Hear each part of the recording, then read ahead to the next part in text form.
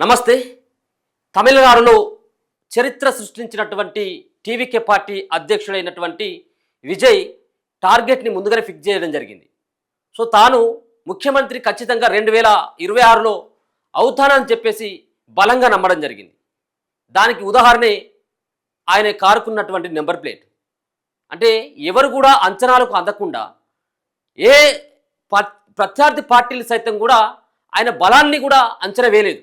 ఎవరు కూడా ఊహించలేదు విజయ్ గెలుస్తాడు, సార్ గెలిస్తే మా అంటే ఓ 15 నుంచి ఓ 20 సీట్లు వస్తాయి కావచ్చు అని చెప్పేసి ఊహించలు తప్పించి 60-70 ఏళ్ళ చరిత్ర గలటువంటి అన్నా డిఎంకే పార్టీలని మట్టి కనిపిస్తారని చెప్పేసి ఎవరు కూడా ఊహించలేదు.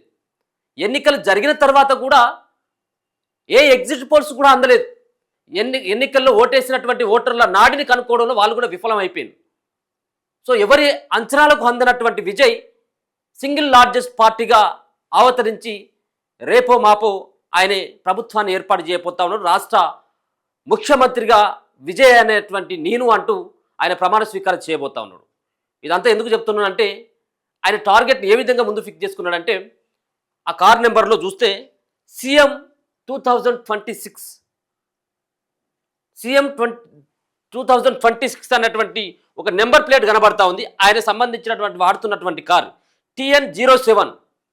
ఈ 07 అన్నటువంటిది కూడా ఇది లక్కీ నెంబర్ ఇది. సో ఇది 07 ఎవరికి ఉంటుంది అంటే క్రికెట్లో ధోని ఆ జెర్సీ పైన ఉండేటువంటి నెంబర్ ఇది.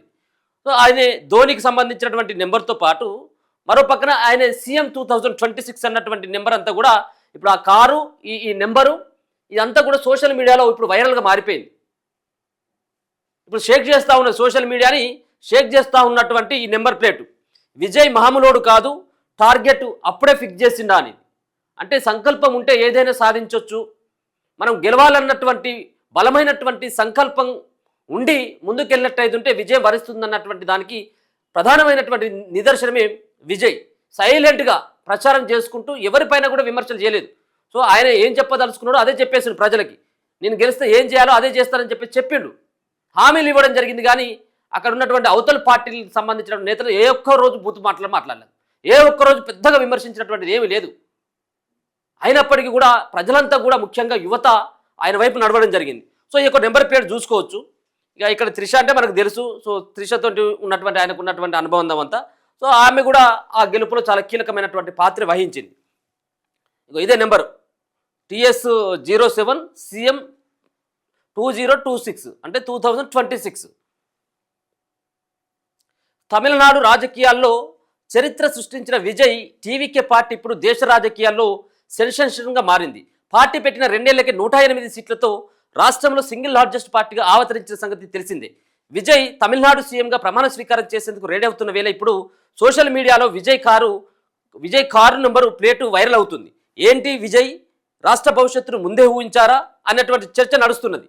అసలు సంగతి ఏంటంటే దళపతి విజయ్ నటించినటువంటి the greatest of all time అంటే ఘోట్ సినిమాలో TN07 CM 2026 అనే కార్ నెంబర్ ప్లేట్ అట.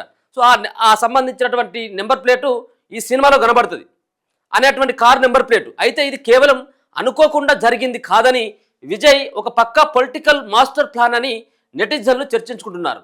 ఇందులో సీఎం అంటే చీఫ్ మినిస్టర్ అని, 2026 అంటే ఎన్నికల సంవత్సరం అని అభిమానులు విశ్లేషిస్తున్నారు. అప్పట్లోనే విజయ్ తన రాజకీయ పార్టీ తమిళగ వెట్రి కలగం అంటే టీవీకే భవిష్యత్తు గురించి సినిమాలో ఇంటిచ్చారంటూ ఫ్యాన్స్ క్రేజీ ఎడిట్స్తో ఇన్స్టాలో రీల్స్, యూట్యూబ్లో షార్ట్స్తో హోరెత్తిస్తున్నారు.